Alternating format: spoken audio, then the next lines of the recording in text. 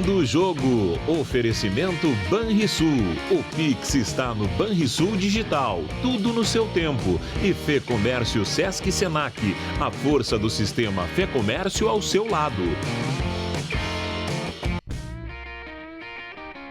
Muito boa noite. Estamos começando o Virando o Jogo desta terça-feira. Véspera aí de uma rodada para a dupla Grenal extremamente importante no Campeonato Brasileiro, onde um pode ajudar o outro, né? Mas, claro, cada um pensando nos seus interesses próprios. E vamos falar sobre isso no programa também. O Juventude, que está jogando nesse momento aí em Santa Catarina, em Florianópolis, diante do Avaí. E olha, o Juventude que tem tudo para se classificar aí para a Série A o ano que vem e colocando em risco essa classificação. Intervalo de jogo, 4-2 para a equipe do Avaí. Juventude saiu atrás, aí conseguiu um empate em 1-1, tomou depois 2-1, 3-1 rapidamente, fez o segundo gol e aí no finalzinho do primeiro tempo comete um pênalti infantil e aí está 4-2 para a equipe do Avaí. Bom, esse também é um dos assuntos, mas especialmente é o jogo de amanhã entre Grêmio e Atlético Mineiro aqui na Arena e São Paulo e Internacional no Morumbi, na capital paulista. Estamos aqui com a Heloíse Bordim. Tudo bem, Heloíse? Tudo bem, Rogério. Boa noite. Boa noite também para os colegas aqui da bancada. Ao lado, Charlie Veloso. Obrigado pela presença mais uma vez, Charlie. Boa noite. Obrigado também pelo convite. José Aveline Neto, grande Aveline. Muito obrigado. Bem-vindo, Aveline. Mais uma vez pelo convite. Agradeço a Heloíse que me convida, porque tu não me convida. Eu fico possesso da vida e é isso aí. Eu vou ter que entrar no STF para reclamar disso aí. Ah, bom, no STF tu ganha tudo. Ganha tudo. Tu ganha tudo. Para ganhar mesmo.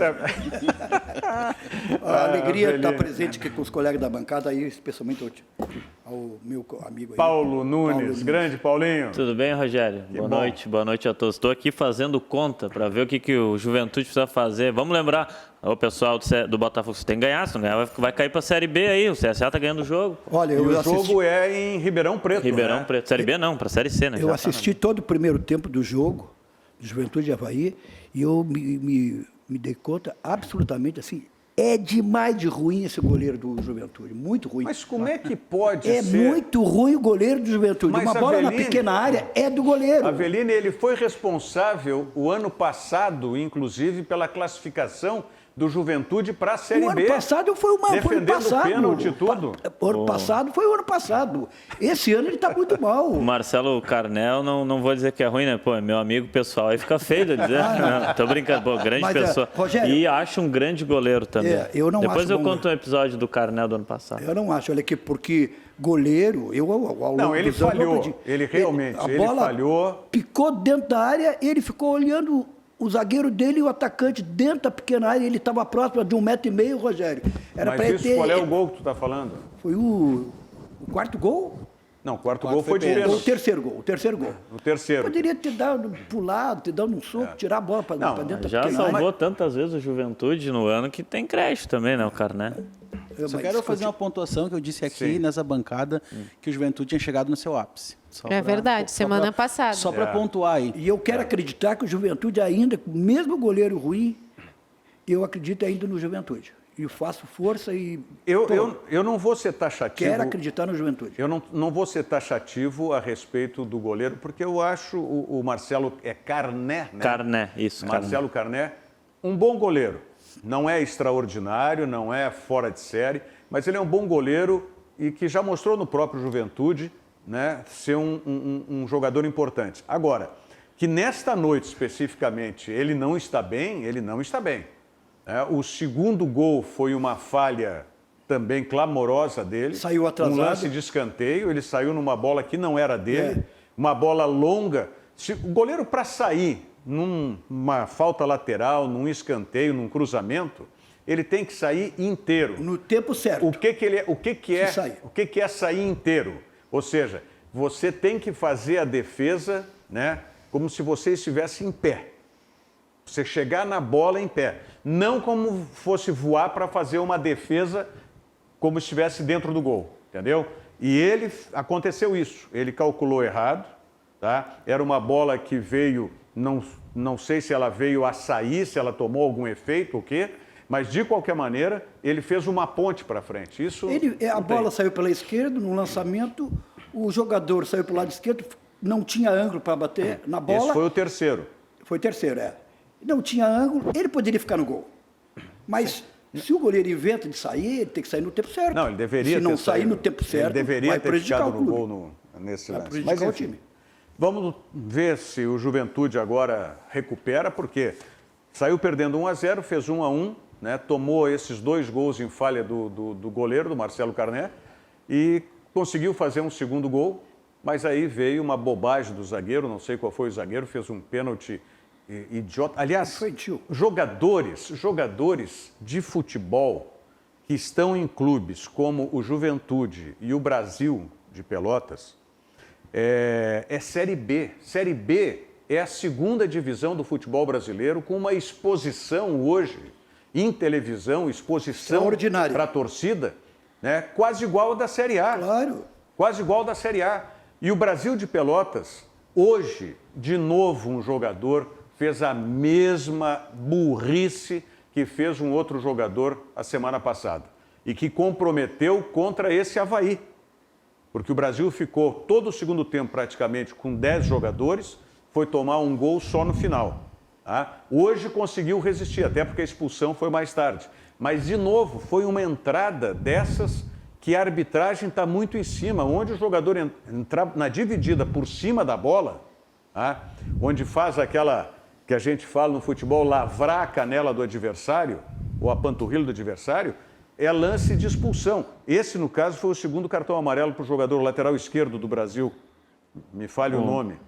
Deixa eu Lateral pegar esquerdo. aqui. A semana passada foi um jogador de meio, um jovem, Rafael alguma coisa, jogador do Brasil. Tá? E agora a questão do Juventude. Né? Tem que se dar conta, né, o jogador do Juventude do Brasil, mais ainda do Juventude nesse momento, que está para subir, para ascender a Série A do Campeonato Brasileiro. Rafael, semana passada foi o Rafael Vinícius. Rafael Vinícius, que é um menino, é um moleque, né? É isso, é um menino. Isso. E hoje foi o Bruno Santos, o lateral esquerdo. Bruno Santos, que já é um jogador mais experiente. Então, é inadmissível esse tipo de coisa. Hoje o Brasil conseguiu se segurar, empatou com o América. Inclusive, talvez esse empate do Lisca aí possa tirar o título. A Chape joga quinta com a Ponte em Chapecó. A Ponte ainda tem chance de acesso e a Chapecoense brigando pelo título. E a sorte é que nós temos que torcer pelo CSA. Porque o CSA, a informação que eu tenho, e tu tinha me falado, né? Aqui o CSA está ganhando de 1-0. Do Botafogo de Ribeirão Preto, lá em Ribeirão Preto. E pega o Brasil depois. Aí inverte a situação, né? Aí o Juventude, que tem mantidos esses resultados, o Juventude que está 2 pontos à frente do CSA, na 4ª colocação, mantidos esses resultados, o CSA fica 1 ponto à frente do Juventude. E aí o CSA joga o próximo... Contra o Brasil em Pelotas, né? É em Pelotas ou em Alagoas? Não, contra o Brasil. Alagoas, contra o Brasil em Alagoas. E depois o Brasil, o CSA fecha com o Náutico em Pernambuco. O Náutico que pode estar ou já rebaixado ou brigando para fugir do rebaixamento. Bom, mas vamos esperar que o Juventude consiga aí, a gente vai ficar atento a isso, que o Juventude consiga se resolver. Agora, o que o Charlie Veloso falou a semana passada, tem muita propriedade. O Juventude tem o ataque mais positivo da Série B. Tá? Com esses 2 gols, inclusive, né, consolida essa posição do ataque mais positivo.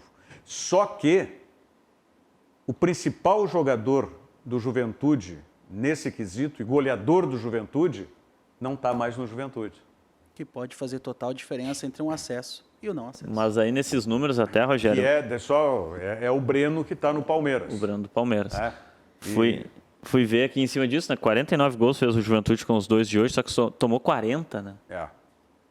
A defesa faz do Juventude muito, mas leva falha. muito. Muito falha. E tem um meio-campo, inclusive... Irregular. Não é tu observa que nos jogos do Juventude, A saída de bola do meio, ela é sempre irregular, não tem jogada pelos flancos, as triangulações são erradas, muitos passos errados. Isso aí dificulta, porque os atacantes precisam dos jogadores de meio para jogar bem, para atacar, para fazer gols. Mas esse é um problema que eu vejo no Juventude, que é a resposta, talvez, para ter um ataque tão positivo e uma defesa tão falha. Tem um jogador no meio-campo que não faz as funções defensivas, mas que é um jogador de extrema habilidade, tanto para fazer gol quanto para pifar os seus companheiros. É um meio atacante, que é o de chegada. Eu não me lembro pegar a escalação aqui. Tem o Cajá. Cajá, exatamente. O Renato Cajá. Então, o Cajá é essa característica, é um jogador já veterano. Sim. Tá? E que nunca teve uma característica de uma movimentação mais intensa, sempre foi um jogador mais do lance técnico, né? Chuta bem, inclusive de fora da área. Talvez por aí se explique, né, esse paradoxo do Juventude de ser o ataque mais positivo e uma das defesas mais vazadas. E um outro aspecto é a função do cabeça de área do Juventude também, que não apresenta nenhuma qualidade, porque a defesa do Juventude sempre tem que sair à frente, sair à luta para desarmar os adversários. Não tem aquele cabeça de área, ou o chamado antigo líbero, que desce o combate nos atacantes que chegassem. O meio do Juventude é mais móvel, né? Tanto o Bochecha quanto o João Paulo, os dois volantes, são jogadores de mais saída, né? Eles não são tão pegadores como não são pegadores. a gente Mas é uma diz aí. característica no futebol brasileiro agora, né? A gente não encontra jogadores que tenham essa função apenas do combate, né? Antigamente, aí, como a gente pode lembrar no Inter, o Edinho, outros jogadores que tinham um perfil mais só de marcação. Hoje não, se cria a ideia de que os dois volantes têm que saber jogar, tem que sair jogando. Aí depois você avalia, se sabe marcar, se consegue recompor, né? E às vezes o técnico tem que saber se o sujeito tem que saber defender e saber sair na hora certa. Porque se ficar só na defesa, não vai construir bem o meio do campo com a saída de bola. Né? E às vezes, quando sai demais, deixa um buraco atrás. Isso aí é ruim para o time. Mas não é o dilema que tem o Renato no Grêmio hoje? Era isso que eu ia dizer, né? Que se fala muito desse trio aí da base, o Jean-Pierre, o Darlan e o Matheus Henrique, que aí acontece isso. Eles são bons condutores de bola, mas aí fica faltando um pouco na defesa. E aí, por isso, muitos pedem o Lucas Silva, né? Porque o Lucas Silva faz esse papel mais de marcação. Que também não tem tanto essa característica, mas tem mais do que o Darlan, Até do por que o porte Matheus. físico, né? É verdade. Agora, falasse no Jean-Pierre. O Jean-Pierre está sendo um capítulo à parte para mim. Uma incógnita. O Jean-Pierre tem todas as condições, no meu ver, técnicas, de ser um jogador acima da média. Agora, o futebol de hoje não tem mais espaço para jogador que não tem uma movimentação mais intensa e mais rápida. Isso aí é a característica dele. Isso aí ninguém vai mudar. Não vai ser o Renato que vai mudar, não vai ser o treinador da seleção brasileira, não vai ser treinador nenhum. Vai ser um jogador que vai sempre ter essa característica de jogar bem, porque ele conversa com a bola. Tem que dizer isso. O Jean-Pierre conversa com a bola, tem muita qualidade. Mas ele não pode dormir com a bola durante o jogo. Mas não pode dormir. E ele, se ele perde uma bola, ele não tem recurso suficiente para destruir o adversário. Isso para um time é ruim, né? Não funciona assim, né? Mas eu acho que está dentro de um contexto, Rogério e a todos. Uma lesão muito séria que aconteceu com ele, ele ainda está ressentindo de alguns movimentos, na minha humilde opinião. Eu acho que tem alguns movimentos que ele não consegue executar ainda da melhor forma. E a segunda, que é para mim a mais importante, ele joga numa zona hoje errada do campo.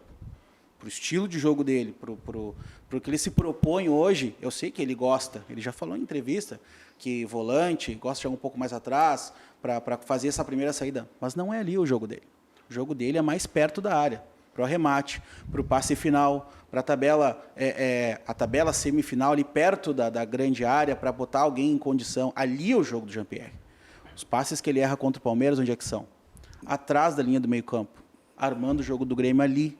Mas tu tem razão, Thiago, mas o que falta nele é exatamente uma movimentação maior para ele fazer essas articulações, porque ele é lento para isso. Sim. Mas mesmo lento, a bola quando chega nele, ele conversa, ele sabe onde colocar a bola, sabe onde fazer um lançamento, sabe chutar de fora da área. Aliás, são poucos aqui no futebol gaúcho, do Grêmio, vamos falar do Grêmio aí, que sabe bater na bola como ele. Ele bate escanteio, bate falta. Isso que tem que estar perto da... Mete, bate E tem direção outro sempre ao ponto. gol. Sempre direção ao gol. E tem outro ponto do Jean-Pierre que o Renato chama bastante atenção, é ser mais combativo, né? Sim. O Renato cobra isso dele também, talvez seja por essa falta de movimentação mas mesmo. o Renato não vai conseguir Não vai fazer conseguir. essa mudança. Mas o fato ele ser não contribuir tanto assim na defesa, apesar de, claro, não é o papel 100% dele, mas ele não é tão combativo assim depois que a equipe perde a bola, por É a exemplo. mesma situação do Luan. A mesma cobrança que se fazia do Luan, agora se faz do Jean-Pierre. Né?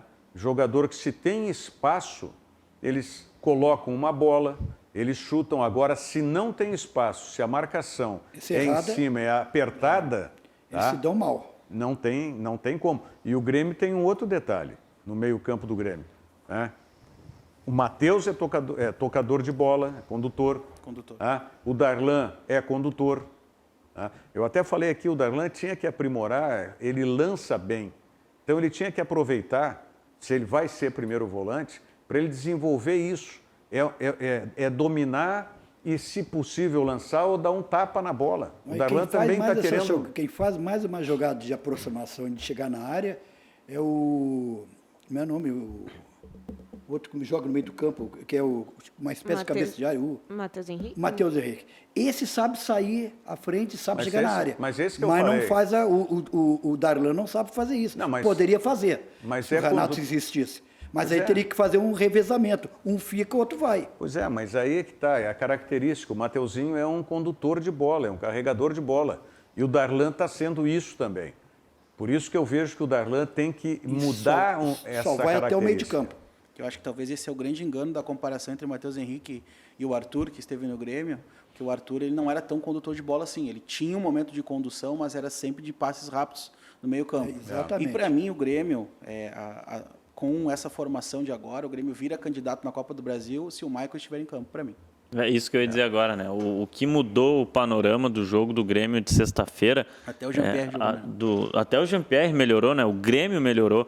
O Grêmio no primeiro tempo, sexta-feira, nós estávamos aqui, eu estava no programa com o Rogério, nós estávamos debatendo o que dá para tirar o que daria para tirar de lição do confronto visando a Copa do Brasil lá na frente. Eu acho que pouca coisa pela formação, principalmente do Palmeiras, mas o desenho tático do Palmeiras me parece que vai ser o mesmo. O restante, a motivação, enfim, isso nem se fala, né? Vai ser uma final, outra história. Mas o Grêmio, é impressionante como o Grêmio mudou com o Michael, né? O Grêmio, no primeiro tempo, escapou de tomar 3 e no segundo tempo teve muito perto de ganhar o jogo. É verdade. Uma mudança muito drástica. Não, e ele tem uma coisa, né? E mais importante, ele é o tipo de jogador que, em fração de segundo, ele mete o pé em cima da bola e pensa e sabe onde colocar a bola. Pode ver quanto o último jogo, ele 2, 3 vezes meteu o pé em cima da bola e Sim, mas virava... tem que ter espaço para isso, né? Sim, espaço. Essa é a espaço questão. Quem procura é o próprio jogador, Rogério. Pois é, mas o jogador bom, ele tem que procurar o espaço vazio para fazer a jogada. Tá, mas isso ele sabe fazer. aí nós vamos chegar nesse impasse que enfocou o Charlie Veloso. Como é que tu vai fazer no meio-campo do Grêmio para permitir que o Jean-Pierre fique mais da intermediária do adversário em diante? Se vem a marcação e empurra, tá? Quem é que vai fazer esse meio para que o Jean-Pierre possa ficar mais próximo da área? Vai fazer o quê? Porque é o lado do PP. Tu não pode exigir que o PP venha armar, não tem como. Não tem a possibilidade nenhuma. Aí, o que o Renato, eu vejo, imagino que seja essa composição que ele tenta ao escalar o Diogo Barbosa, que é um jogador mais técnico do que o Bruno Cortez, apesar de não ter a força e não ter aquele apoio pelo corredor esquerdo do campo, que permite que o PP saia mais, enfim, que é justamente isso, porque o Diogo Barbosa é um jogador que ele faz a diagonal, ele vem para dentro, ele faz esse trabalho. Né? Talvez seja aí que procure compensar isso, para que o Jean-Pierre tenha essa possibilidade de ficar mais perto da área adversária. Mas isso não está dando resultado. Eu vejo que há pouca opção no meio-campo quando tu tem só o Jean-Pierre. A marcação fica muito focada em cima dele, que é a criação do Grêmio. Aí os extremas é mais ou menos um encaixe de jogo. Agora, com o Maicon, dá uma diversificada um pouco maior no meio-campo do Grêmio. Dá para sair um pouco mais, né? Agora, o grande erro de São Paulo também passou pelo Tassiano. não entendi a escalação dele, Também não não entendi. entendo por onde começa a convicção de colocar o Tassiano no time. Matou um lado do campo, depois trouxe ele para dentro, matou, aí quando ele conseguiu tirar ele, aí sim o Grêmio conseguiu jogar. Eu acho que com o Maicon ali nesse meio campo, como vai formatar, tem que jogar só 11, como Sim, o Renato vai dizer. mas a opção do Renato naquele jogo foi o Tassiano de primeiro volante, ou estou enganado? Olha, segundo volante. Tassiano de primeiro Me volante. pareceu para ser primeiro. Eu achei que ele e o Matheus Henrique bateram muito cabeça, mas aí nenhum foi nada, mas me pareceu ser primeiro. Mas a ideia era justamente essa, pelo menos me pareceu, para dar essa liberdade para o Jean-Pierre, tá? Só que aí, talvez por, sei lá, questão dos jogadores, Matheus e Tassiano, a coisa não funcionou. Agora, para amanhã, né, contra o Atlético Mineiro, o Maicon vai jogar ou não vai jogar? Ou o Maicon vai ser poupado para o Grenal? Eu acho que vai ser poupado. É Primeiro- que o problema do Michael é mesmo se ele não jogar, se ele jogar, ele joga 45 minutos, É né? isso que eu ia dizer. Acho que ele joga 45 minutos. Se jogar. Mas tudo bem, mas são 45 minutos onde o meio-campo do Grêmio e, por consequência, o time do Grêmio tem uma outra cara Mas eu acho que amanhã e um outro desempenho. Eu acho que amanhã o Grêmio vai poupar alguns jogadores, assim, uns 4, 5. Muito porque tem 4, 5 pendurados e porque no final de semana é clássico Grenal, né? Pois é, mas aí se o Renato fizer isso, a torcida mais uma vez vai questionar, né? Porque, claro que o Grenal é importante, o Grêmio quer manter esses tantos jogos, né, vencendo e tal, mas o Grêmio precisa ganhar se quiser seguir na briga pelo título do Campeonato Brasileiro, como a diretoria pinta, né? Eu acho assim que a temporada do Grêmio, nessa reta final, até a decisão da Copa do Brasil, é somar o máximo de pontos possível para se manter no G4. Claro, almejar o título, como a direção fala, mas eu acho que o Grêmio não vai ser campeão brasileiro. Mas se manter no G4, porque depois tem a final da Copa do Brasil Eu e acho que aí... o Grêmio não vai ser campeão, não pode ser campeão da Copa do Muito Brasil. difícil. Do Campeonato Brasileiro, não? Eu acho que o Grêmio tem condições, sim. Do Campeonato Campeonato Brasileiro. Brasileiro? Eu acho que tem, sim. Está muito próximo do difícil. Internacional Eu de acho São difícil. Paulo. Se o Grêmio passar pelo Atlético amanhã e vencer o Internacional, vai estar lado a lado com o São Paulo ali, cara. Mas aí então, nesse raciocínio do Avelini, é que eu contesto o fato de que vai poupar jogador. Isso, mas Porque é exatamente justamente isso. Com certeza. E se der 2 vitórias, Mas 6 lá na pontos, frente, na O hora... Grêmio pode chegar no máximo a quarta colocação nessa tabela, né? A E depois- quarta, e depois mesmo dessa ganhando rodada- do Inter, não passaria o Inter ainda pelo número de E pega vitórias. o São Paulo aqui, né? E Mas pega- entre São as Paulo finais, o que pode acontecer é ser entre as finais da Copa do Brasil, o jogo contra o São Paulo, né? Que aí é mais preservação ainda. Por isso que eu mais penso que o disputar. Grêmio, na hora H, vai focar na Copa do Brasil e não vai estar errado, porque é onde vai estar mais próximo de ganhar, Mas por isso que precisa fazer caldo agora, né? para poder se manter no G4. Sim, mas a Copa do Brasil não é depois, não é em fevereiro? Ou em março, depende do Palmeiras. Depende Tem a do Libertadores. Palmeiras, isso, é. Só que, curiosamente ou não, para o torcedor do Inter, outro dia, ao longo da programação da RDC TV, eu falei, curiosamente ou não, é bom para o torcedor do Inter que o Grêmio siga almejando algo no campeonato, porque o Grêmio tem 3 confrontos diretos que daqui a pouco interessa o próprio Inter. Claro, com certeza. Isso sim. é verdade. O primeiro é esse. Amanhã, Contra o aliás, Atlético. que rodada, né? Os 6 primeiros se enfrentam, né? Já começa... Amanhã tem que preparar picanha, tem que preparar cerveja, começar às 7 horas para terminar meia-noite. E todo mundo, com vitória dos dois, né? Pois é, cara, mas está dando errado. Já deu errado no fim de semana com o Ipiranga, Sim, aí. que era para ir para a Série B, não deu. Agora com o Juventude. Agora o hoje, Juventude está tomando outra chinelada. quem pode salvar o Juventude é o Brasil de Pelotas. Sim, não. Obrigatoriamente, se continuar desse jeito aí, né, vai ter que o Brasil... Mas o Brasil vai jogar lá contra o CSA. E aí é que é uma coisa impressionante. Quando a gente vai jogar, e seja time da Série A ou da Série B, dupla Grenal, vai jogar lá para cima, é sempre complicado. Mas quando é jogo amistoso para o Brasil de Pelotas, é um jogo parece que de brincadeira. Aí o Brasil vai lá e se apresenta como grande. Mas quando é o jogo para valer, o time dá para trás. O time fica michuruca. Eu lamento o Brasil e o próprio Juventude não serem aqueles times gaúchos tradicionais de batalha, de conquistas, de Mas vitórias. hoje não tem mais, com essa rotatividade que nós temos nos jogadores, não é? Hoje não tem. Tem pouco gaúcho nos times gaúchos também, né? Se a gente for pegar, a maioria da também. dupla Grenal aí, do Sim. time titular do Inter é o Rodrigo Dourado. E E olha, acho que só o Rodrigo Dourado, assim, de cabeça, rápida. Aí o Edenilson daqui. O restante... O jogo do Brasil, antes desse de hoje, foi contra quem? O Brasil jogou fora. Foi contra o Figueirense, não foi? Foi contra o Figueirense? Eu vou olhar aqui. Acho que foi o Figueirense. Não, acho que foi lá para cima. Vamos ver aqui, ó. 30ª... Contra o Figueirense, 3-0 Figueirense. Foi contra o Figueirense? Isso, no Orlando Scarpelli. Foi sexta-feira. E na 34ª foi contra o Juventude, o jogo que o Brasil ganhou no Bento Freitas. Eu não sei, tá vendo? Era um jogador, era um atacante e um lateral esquerdo adversário que tinha acho que ele tinha sido o lateral do Juventude, que agora está jogando... Não me lembro o nome dele. É tanto jogo também que... Não, mas é isso, assim, jogadores que estavam próximos. Eu acho que era ou os dois estavam no mesmo clube, agora são adversários. Os times hoje... Hoje é normal isso. Esses times da primeira divisão são tantos jogos, principalmente esses times que jogam 3 competições, são tantos jogadores que entram e saem que a gente não consegue memorizar o nome do jogador. No passado a gente tinha as escalações na ponta da língua dos grandes times do futebol brasileiro. Hoje é diferente. Tu não consegue... O Grêmio a gente consegue ver, porque é daqui, o do Internacional, o de Palmeiras que está despontando, um pouco de São Paulo, mas pouquinho de Flamengo, o Grêmio porque não. vem mantendo, por exemplo, a dupla de zaga vem mantendo. Aliás, Jeromel renovou, hein? Renovou. 2022. E agora Boa pro Grêmio, muito boa pro Grêmio. Quando que foi a renovação? Hoje. Hoje saiu no bid. Então amanhã é dia de jogo. Quinta-feira o Kahneman entra na sala do presidente. Ou não tem sido assim? Tem. Manter a melhor zaga da América, que é considerado para os gremistas. Né? Ô, presidente, o senhor gosta mais do Jeromel do que de mim? E aí vai outro aumento para o Kahneman, tá certo. Olha, por falar em dinheiro... Depois vem o Renato atrás. Por falar em dinheiro, né? Não esqueça aí o Banrisul, revolucione o seu negócio com o Pix.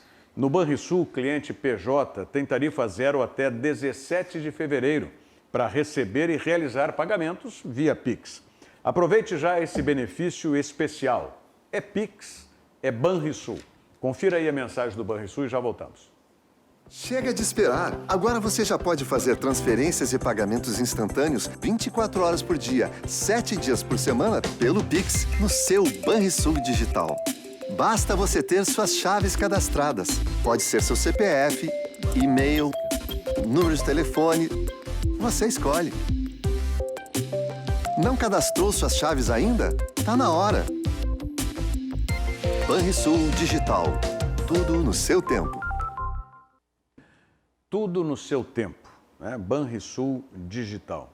Por falar em tempo, tempo de você entrar em forma lá no CT Crossfire 21. O professor Leandro Brandão está aguardando o seu WhatsApp para você marcar a aula experimental e conhecer todos os métodos de treinamento. Cross training, crossfit, emagrecimento, recondicionamento. Mande um WhatsApp 99214 0889. 99214 0889.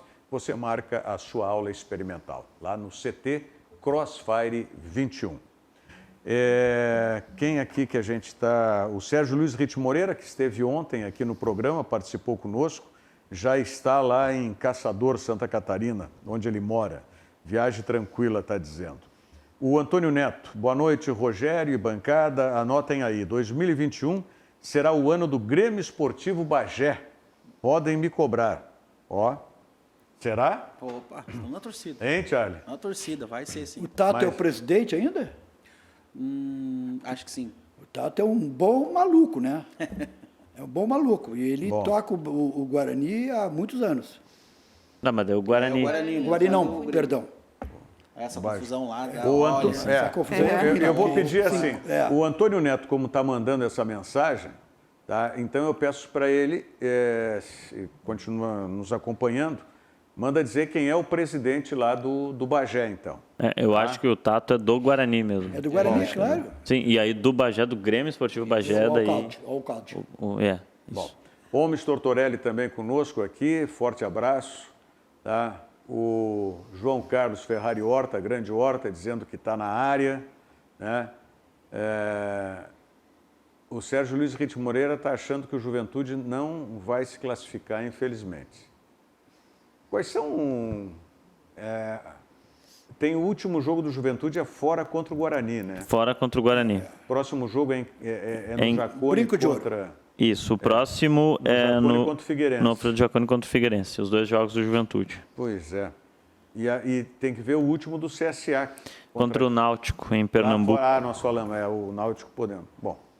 Telmo Lambert, grande Telmo, estou te devendo a moeda, né? Me deu aquela faca de presente e aí eu terminei não te dando, como é a nossa tradição, uma moeda. Então tenho que retribuir. Assim que eu for lá ao centro, eu vou te retribuir. Olha aqui, ó. O Antônio Neto já respondeu aqui.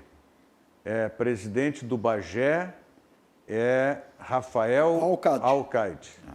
Rafael Alcaide é o presidente do Bagé. Tá? Então está esclarecido. Vamos ver. Bom, deixa eu só colocar aqui. Nós temos os empates do Grêmio, que isso é um prejuízo que tem, né, o Grêmio na classificação, porque muitos empates aí deixam 2 pontos para trás, né? 14 empates no Campeonato Brasileiro. Os empates do Grêmio. O time que mais empatou. O Grêmio é o que menos perdeu no Campeonato Brasileiro. Perdeu só 3, mas é o que mais empatou. 14. É. E aí, por exemplo, se o Grêmio ganha as 2 próximas e ganha as 2 próximas, consequentemente, ganhando o Grenal, e o Inter perde para o São Paulo e perde o Grenal, o Grêmio não passa o Inter, por conta do número de vitórias. E é interessante porque a diretoria do Grêmio e o Renato também, né? Eles usam esse argumento de que o Grêmio é a equipe que menos perdeu e tudo mais. Mas agora eu faço aqui as palavras do meu colega de Rádio Grenal, Calvin Corrêa, que no domingo pela manhã a gente falou sobre isso. E ele falou uma coisa bem interessante, né? Que se valoriza tanto esses empates, mas se chega lá no fim e tem um empate de pontos, passa quem venceu mais. Então não adianta se vangloriar por ter tantos empates assim. Olha quantos pontos deixaram. A gente não perdeu. Sim, mas quantos pontos fez? Esse é um raciocínio que eu diria antigo. Antigo na medida quando o futebol premiava por vitória 2 pontos e por empate 1 ponto. Aí esse raciocínio poderia ser válido. Inclusive quando não se tinha, né, o número de vitórias como critério de desempate. Agora não. Agora o empate são menos 2 pontos. Não. Porque a vitória vale 3. Então não tem nenhuma, não é quem menos perdeu, é quem mais venceu. Mas o Grêmio em relação aos outros times, porque foi muito irregular alguns jogos dos principais clubes do Brasil. Foi muito irregular. Tanto o Internacional, que esteve liderando no primeiro turno, como o Flamengo, como o próprio São Paulo, o Palmeiras. Mas o Grêmio, mesmo empatando, o Grêmio conseguiu pontuar tão bem que o Grêmio está entre os 4, 5 melhores times do Brasil. Contabilizou um número de pontos suficiente para estar presente aí, até para não dizer, para confirmar a ideia de que o Grêmio tem sim possibilidade de ser campeão brasileiro. Eu faço uma conta simples assim, ó. São 14 empates do Grêmio. Tira 5 empates do Grêmio e bota 5 vitórias ali. Ficaria com 10 empates e 5 vitórias a mais. Além de somar, daria 10 pontos a mais que o Grêmio tem na tabela, porque daí já tem 1 ponto mais 2 extras. O Grêmio estaria líder do Campeonato Brasileiro. Tranquilo. Também. O Grêmio empatou, por exemplo, os 2 turnos com o Fortaleza. O que eu vejo de anseio da torcida do Grêmio é qual ano o Grêmio vai entrar para disputar o Campeonato Brasileiro de verdade. Muitos desses empates é a mescla de jogadores. Um poupado. Quantos você jogou Jeromel e Cânimo no Campeonato Brasileiro? Na segunda rodada do Campeonato Brasileiro, o Grêmio tinha jogo só no Campeonato Brasileiro e foi com o time reserva contra o Ceará. Qual a explicação? Lá no Ceará, Fortaleza. E aí é um discurso que, às vezes, agora está sendo, geralmente está sendo esse discurso, né, que o Grêmio quer lutar para todos, mas a gente já ouviu o Renato falando o quê? Quanto tu ganha quando passa numa fase mata-mata e quanto tu vai ganhar lá no final, se tu chegar longe nas fases de mata-mata. Ele já deu esse discurso. Então, por isso que a torcida tem esse sentimento de que o Grêmio não se entrega totalmente, né? Porque a gente já viu que realmente o Grêmio valoriza mais as Copas. Não vejo que seja um problema nisso, mas é um direito da torcida também cobrar uma entrega maior no Campeonato Brasileiro. Se a gente pegar nesse raciocínio, os clubes estão certos em querer ganhar as Copas, né? Teoricamente, pela premiação, pela projeção dos jogadores. Campeonato menor. Por depender só de si também, né? Também, Porque só depende do teu claro. desempenho. O Grêmio está 2 jogos aí de uma premiação espetacular, né? Copa do Já Brasil. ganhou metade, né? Haja Pix do Banrisul pro Romildo. Já ganhou metade. Olha aqui, ó.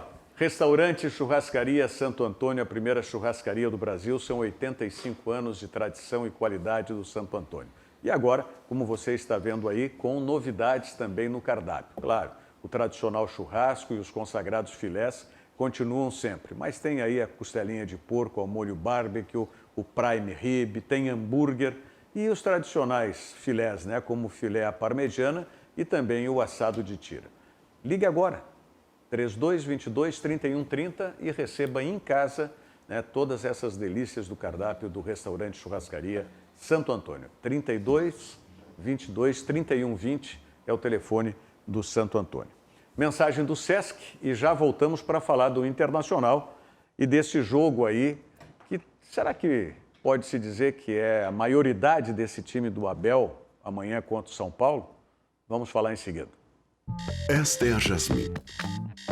Ela tem um jeito muito positivo de levar a vida. Sim aqui, sim ali e sim ali também. E sim, Jasmine adora o seu trabalho porque lá é sempre assim. Quem é policial pode fazer parte do Sesc? Sim. E barbeiro pode? Claro, com certeza. O Sesc é para todo mundo, inclusive para você. Sesc, a força do sistema Fê Comércio ao seu lado. Sesc, a força do sistema Fê Comércio sempre ao seu lado. E olha aqui, ó, quem dá uma força para você também é o Martelinho. Se você precisa dar uma recuperada no carro ou só dar aquela garibada legal, né, com um espelhamento, mas se precisar reparos na pintura ou desamassamento sem mexer na pintura, tudo lá no O Martelinho, que fica na Avenida General Emílio Lúcio Esteves, 493, quase esquina com a Sertório. E o telefone 3533-3727. 3533-3727. Por falar nisso, lá o Altemir da Rosa está, né, já desde hoje concentrado para o jogo de amanhã do Internacional lá em São Paulo. Pode ser a maioridade, mesmo para o Internacional encaminhar, quem sabe, a conquista, uma vitória amanhã contra o São Paulo? Ou não quer dizer nada? Eu estou querendo acreditar no Internacional, porque o embalo dessas vitórias vai fazer com que os jogadores se mostrem grande no jogo contra o São Paulo amanhã. Eu acho que o espírito anímico vai ser muito forte nesse sentido. O Internacional vai com tudo. E o São Paulo que se cuide, porque me parece que joga amanhã o Luciano. Se jogar o Luciano, há uma preocupação, porque o Luciano faz a diferença. Eu não sei se está confirmado. Ele estava lesionado. Ele treinou hoje. Ele já voltou a treinar, né? Então é provável que ele venha jogar. É uma preocupação muito grande. Ele faz a diferença. Faz a diferença. E o Internacional, com esse caminho, com os projetos, com essa garra que vem tendo nesses últimos jogos, são 7 jogos ou 6 jogos? São 7 jogos consecutivos, considerando a vitória contra o Boca Juniors. 6 no Brasileiro, 7 em geral. 7. Olha, 7 vitórias, né, encarando aí esses times todos, aí, uns médios, o Palmeiras, o próprio Boca, quem mais foi outro grande clube que o Internacional ganhou, e depois ganhou desses outros aí que são relativamente regulares. O Internacional está bem, eu acho que está bem. Ontem eu ouvi o programa do Bem Amigos, a imprensa brasileira está acreditando, o Galvão Bueno principalmente, está acreditando. O Galvão, a imprensa está dando apoio e acreditando no Internacional pela força, especialmente pelo Abel. O Galvão gosta, é que eu ia te falar, o Galvão tem duas questões. Primeiro, o Galvão tem uma vinícola aqui no Rio Grande do Sul, naquela região lá, Bagé, Candiota, para aqueles lados lá. Então está sempre por aqui, ele tem uma ligação muito grande com o Rio Grande do Sul. E depois, ele tem uma amizade com o Abel. Ele tem uma amizade com o Abel. Ele tem uma aproximação, ele gosta muito. Ele me falou pessoalmente na Copa do Mundo, na Rússia, no centro de imprensa e me falou, olha, dos dois clubes lá, o time que eu tenho uma aproximação maior é com o Internacional. Justamente porque ele acompanhou o Internacional nos anos 70. Ele viu aquele grande time do Internacional. Mas ele acompanhou o Grêmio depois nos anos Acompanhou 90 também. Depois, né? Depois, mas aquelas vitórias, aqueles três... Mas a questão é amanhã contra o São Paulo. O Internacional tem condições de fazer frente ao São Paulo, de sair com uma vitória? Eu acho assim que até o Luciano está voltando, o São Paulo tem desfalque, né? O Arboleda não joga, recebeu o terceiro cartão amarelo contra o Atlético Paranaense domingo. É bom pro Inter. O que é interessante a gente analisar nisso é que chega num momento que tem esse confronto entre Inter e São Paulo, que o São Paulo já não é mais aquele time que estava engrenando no Campeonato Brasileiro, que viveu o auge há pouco tempo na temporada. Desde a eliminação para o Grêmio na Copa do Brasil para cá, o São Paulo entrou numa decadência e também teve a questão, por exemplo, do Fernando Diniz com o Tietê. E o Internacional, desde a sua eliminação na Libertadores da América, o Internacional cresceu. Hoje nós vamos ter um Inter e São Paulo no Morumbi, é verdade, mas com o Inter numa ascendência e o São Paulo numa decadência. Eu vejo que na bola, no futebol, hoje o Internacional tem mostrado mais futebol para ganhar do São Paulo do que ao contrário. O Inter não faz um futebol bonito, mas o Inter é cirúrgico. E para considerar e endossar tuas palavras, tu, Rogério, não tem muita simpatia pelo Rodrigo Dourado. Me parece que agora tu está gostando mais. E o Rodrigo Dourado, olha, deu uma qualidade no meio do campo. Eu não tenho nenhum preconceito com o jogador, seja com aqueles que eu entendo que são grandes jogadores ou aqueles que eu acho que não vão além ou não merecem todo o crédito. Eu tenho restrições ao Rodrigo Dourado e mantenho essas restrições. Basta você olhar a saída de bola do Internacional. Não pode ser com ele. Ele não tem uma saída vertical. Ele não tem um passe mais longo, 10 metros, 15 metros que sejam, no sentido vertical. Então, falei isso aqui no programa.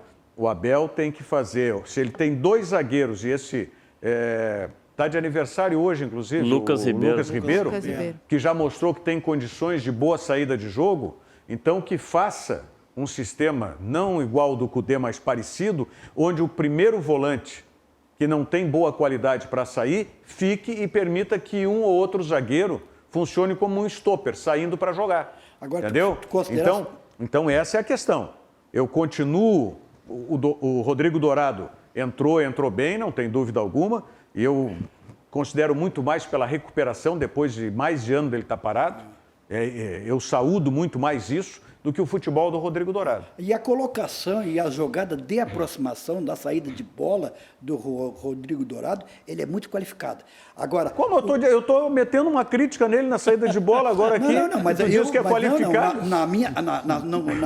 Na saída de bola, ele não tem a jogada longa de lançamento de 40 metros. Não falo isso ele não tem. Não. Mas na saída de bola, com aproximação de jogada da saída até o meio do campo, eu acho ele excelente. Até quando, especialmente, chega o... E outra coisa que tem que dizer para o Rodrigo Dourado é o seguinte, quando tiver lance de área, que o zagueiro tá na área, não te enfia junto com o zagueiro, fica esperando a segunda bola.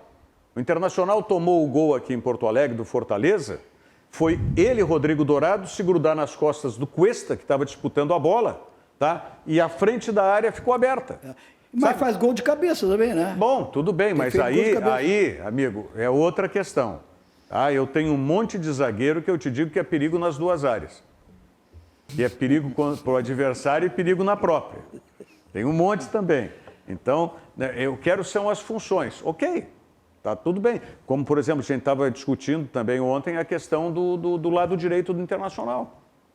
Será que esse menino, o Caio Vidal, ele vai dar conta do recado lá contra o São Paulo? Ou era de botar o Thiago Galhardo ali e pensar pelo menos com a experiência? O Thiago Galhardo não viajou? Eu confesso que eu não cheguei a... Não sei se ele viajou, mas eu acho que ele não deve jogar. Eu não peguei. Se ele se jogar, deve ser jogar o Grenal. Também pode ser pro Grenal. E daqui a pouco pode jogar o João Peglo, se não jogar que para mim é Caio mais Vidal. jogador Mas do o que o Caio Vidal, Vidal. ele tem mostrado assim, muita qualidade, porque é um jogador agudo. Ele vai à frente, ele encara os adversários, vai à frente, ele entra pela diagonal, tenta o drible, tem um drible relativamente bom. Tem Eu gosto de jogador velocidade, assim. né? Hein? Tem velocidade, né? Tem velocidade. Eu acho que é só Pode isso fazer aí que está diferença. mantendo ele no... Mas é muito juvenil, o pênalti que ele fez contra. Eu não tenho nenhuma segurança. Ele foi um acidente. Eu acho que foi um acidente. Ele foi numa bola, disputou, pegou o pé do adversário, Rogério. Pô, pelo amor de Deus, Adelino. Eu acho que vai passar o jogo de amanhã do Internacional por uma coisa que se cobra do Inter nos Grenais, aqui, aspecto anímico. Como o Internacional vai saber lidar com um jogo decisivo contra o São Paulo lá. Eu acho que vai passar muito por isso. Muitos reclamam do Inter nos Grenais, de que o Inter já entra de um modo diferente, que não se sabe o que vai fazer. Eu acho que passa muito. O Inter tem jogadores jovens, como a gente comentou aqui, o Caio Vidal, tem outros jogadores que estão chegando agora ao time titular, né? O próprio zagueiro também está.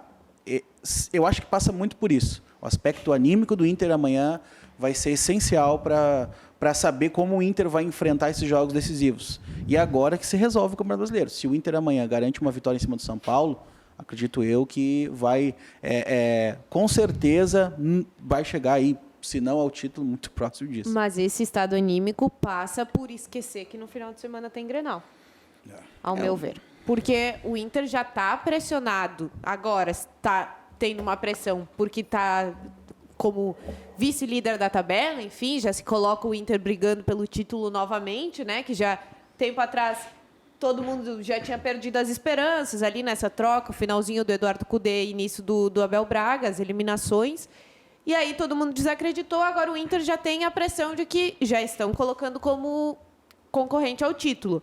E ainda precisa vencer Grenal para poder mostrar para a torcida que não aguenta mais ver o Inter não vencendo o Grenal. Então, precisa, para o jogo decisivo de amanhã, precisa esquecer que tem a outra pressão no final de semana.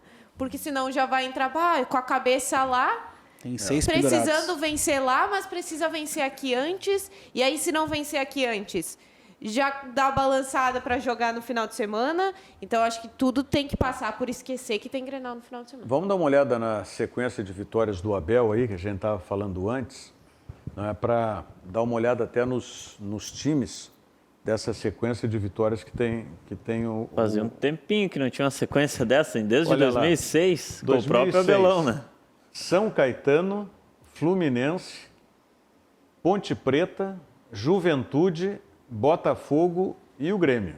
Uma grande vitória foi no Grenal. Grenal. Agora, a sequência: Botafogo, Palmeiras, Bahia, Ceará, Goiás e Fortaleza.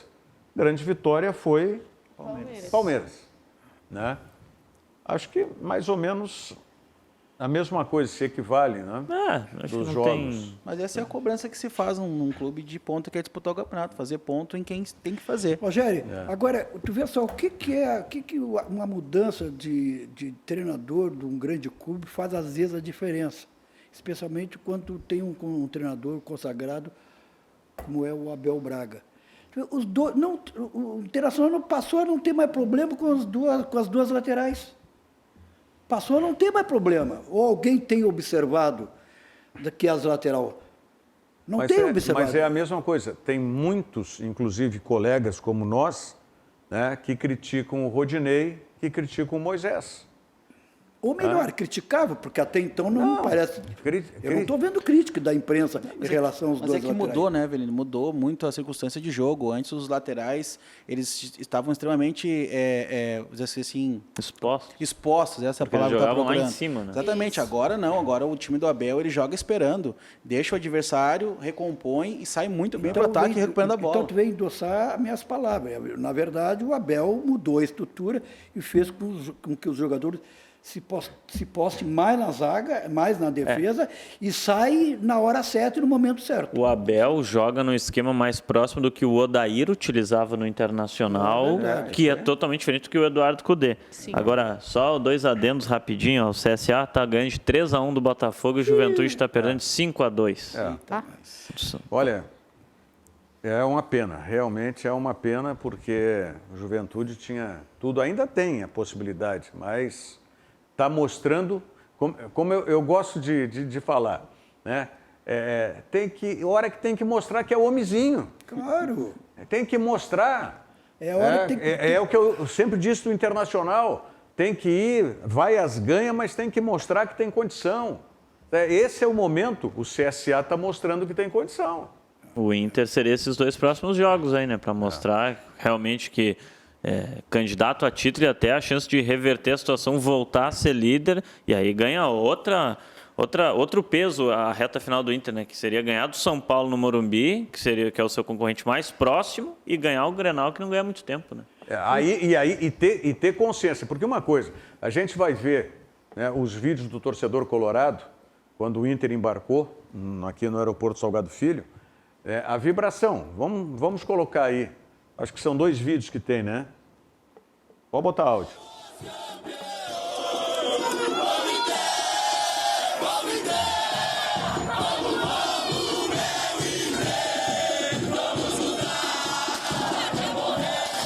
O Lacerda não caiu nesse meio aí.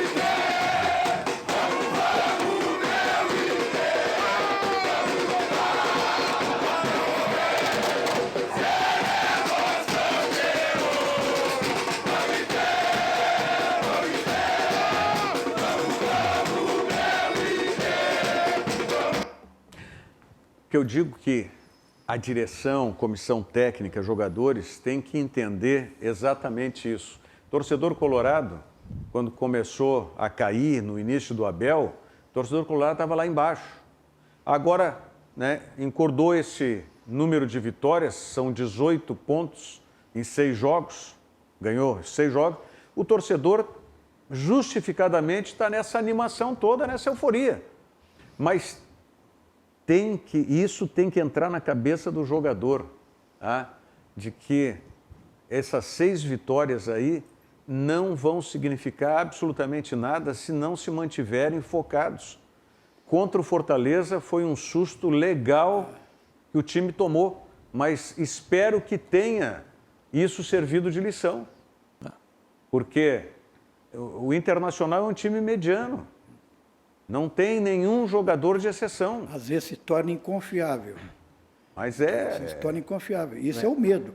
Eu estava lá no jogo, lá, nesse último, contra o Fortaleza, no estádio Beira-Rio, e o Internacional, quando fez aqueles 2 primeiros gols, imediatamente o Fortaleza fez 2 gols. Aí eu disse para os colegas do lá, mas aí, ó, dá para confiar nesse time?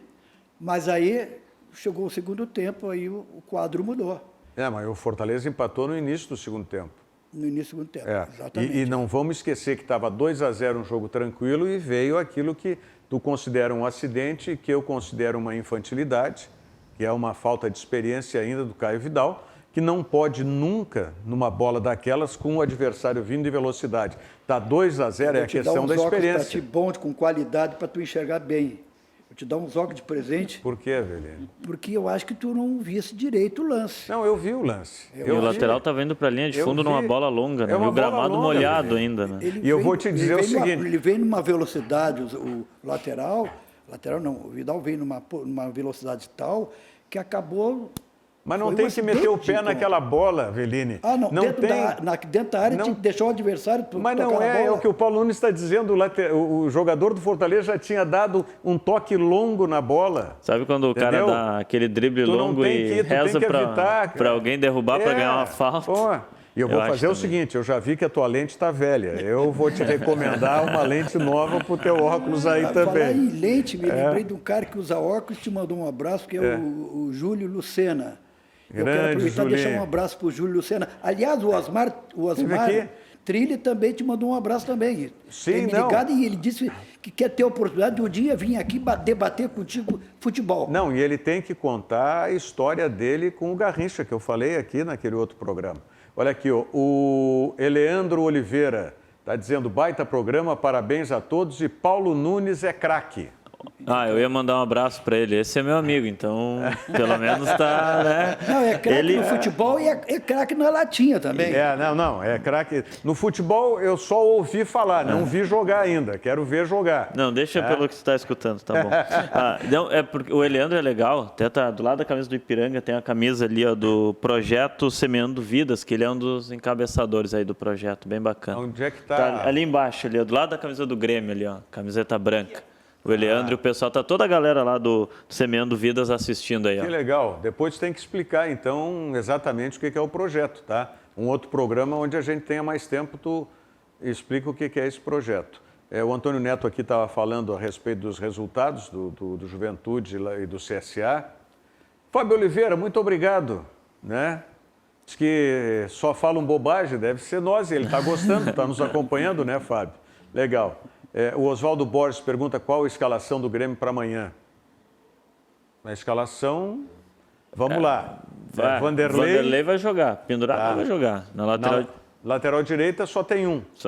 Vai ter que jogar o Vitor Ferraz. A não ser que venha o menino aquele, mas não acredito. O Wanderson. O Wanderson, acho que não. Acho que vai o Vitor Ferraz. A zaga... Jeromel recuperado? Jeromel recuperado, mas está pendurado, né? Jeromel talvez jogue e fique para o Grenal também. Pode jogar Kahneman o Rodrigues. Kahneman mais certeza, né? Que também, Kahneman, aliás, que está pendurado também. Mas aí, Rodrigues, acho. E aí, na lateral esquerda, deve ir o Diogo Barbosa. Aí o meio-campo... Matheus Henrique que é dúvida, né? Passou por reavaliação hoje. E está pendurado também. Também está pendurado, passou por reavaliação. O Darlan, acho que deve jogar. Nunca imaginei que a pergunta do Oswaldo Borges fosse nos complicar na resposta aí, para dar a escalação do Grêmio. É porque tem que fazer o cálculo de quem está pendurado, porque o Renato pode mudar e também quem está vindo de lesão, né? O Jeromel e o Matheus Henrique, que são dúvidas, né? E aí tem mais o Kahneman, o Matheus Henrique, Jeromel, Vanderlei, que estão pendurados. Darlan, se jogar, também está pendurado. E aí tem mais o Robinho. Deve jogar. Um que deve jogar é o Lucas Silva, deu entrevista hoje. Final de programa, um abraço para a Maria Lodge, que está nos acompanhando também. E para o Lúcio Flávio Castro Curvelo. Diz que nós somos um bando de gremista, esses comentaristas todos. Viu, Avelino? Tu é gremista. Tá bom. Gente, Paulo Nunes, obrigado. Amanhã, tudo contigo. Amanhã, que honra. Maravilha. Avelino, um abraço. Obrigado. Charlie, obrigado. Elô, obrigado. Estaremos aí amanhã. E obrigado pela sua audiência. Vem aí o Cadu Oliveira com 2 toques. Nós voltamos amanhã. Obrigado. Virando o jogo. Oferecimento Banrisul. O Pix está no Banrisul Digital. Tudo no seu tempo. E Fê Comércio Sesc Senac. A força do sistema Fê Comércio ao seu lado.